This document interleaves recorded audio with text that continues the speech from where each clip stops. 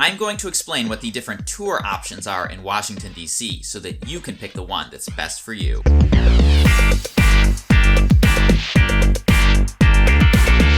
Hello, welcome to Trip Hacks DC. My name is Rob. I'm a tour guide here in the nation's capital. If you're coming to Washington, D.C. and you're looking for the best tips, tricks, and hacks for exploring the city, make sure to subscribe to this channel and hit the bell notification icon so that you don't miss any new videos. And if you're interested in signing up for a Trip Hacks DC tour, head on over to triphacksdc.com afterwards to see the tours that I offer. There are really no shortage of tour options in Washington, D.C., so I'm going to break down what they are so that you can decide which one works best for you. If you've taken a tour in Washington, D.C. before, leave a comment on this video and let everyone know what it was and how you liked it. And before we get started, I should specify that I am talking about outdoor city tours. So if you're looking for information about indoor tours of places like the White House or the Capitol, I will leave links in the video description to explain what you need to do for those. With that said, let's get started. The easiest way to break down your tour options are first to distinguish whether you're looking for a private tour or a public tour,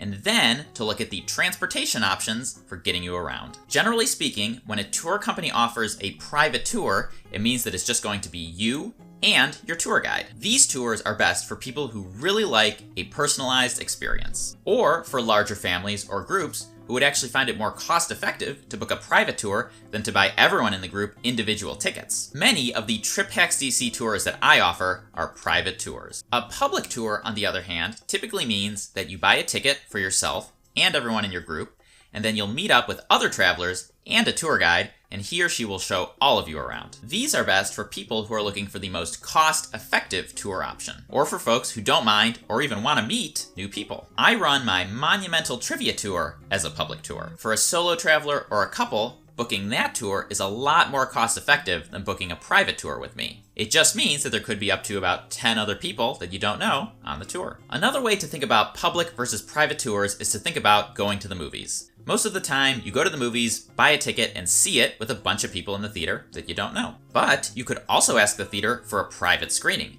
where it would be just you, your family, and no one else in the theater. The private screening would be a little bit more expensive, but it would also be a different and potentially superior experience if that's what you're looking for. Now, as far as transportation goes, let us start with the humble walking tour. Trip Hacks DC tours are walking tours because they're simple and almost everyone can do them. That said, to do all of the major monuments and memorials on the National Mall requires about 3 miles of total walking. And for some younger kids or those with mobility challenges, this can be a little bit much. The good news is that all of the memorials are theoretically accessible. So even if you have someone in the group in a wheelchair, a scooter, or kids in strollers, they should be able to enjoy all of the monuments. The reason why I think walking tours are the superior option is because there's no vehicle that I have to worry about parking or keeping safe. It also means that I get to go inside the monuments with you and show you everything up close. On the other end of the spectrum are bus tours. Bus tours can be of the hop-on, hop-off variety, and I have some information in another video that I will link to in the video description, or they can be of the variety where the tour guide will actually get off the bus and show you around on foot. If I were going to sign up for a bus tour, I would probably choose that second option. Another flavor of the bus tour is the duck boat tour. This is one where you'll ride around the streets around the National Mall.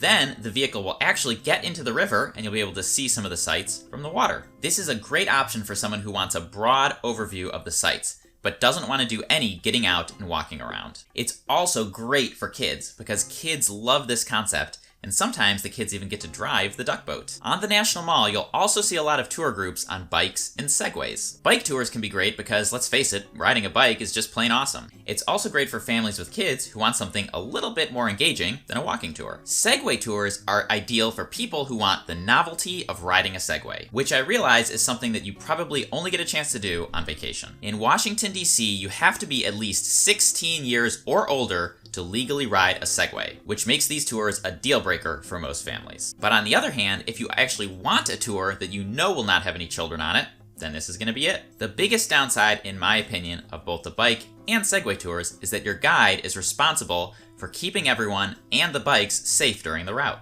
So instead of going into the monuments and memorials with you, they'll typically tell you about them from the outside and then give you a few minutes to go explore. And this is not even everything that's out there. There's tours by pedicab, golf cart, scooter, and all kinds of other different modes of transportation. Even though I personally think the Humble Walking Tour is the best, there's really no right or wrong answer. It's all about what is best for you and your family. But hopefully I've given you enough information in this video to help you make an informed choice. And if you're interested in checking out the Trip Hacks DC walking tours, you can actually go ahead and click on the Capitol Dome that's on the left side of my head. That'll take you over to triphacksdc.com, where you can see all of the tours that I offer. Or if you want more tips and hacks for your trip, you can subscribe to this channel by clicking on the Trip Hacks DC logo, which is popping up right now at the bottom of the screen. Enjoy your trip!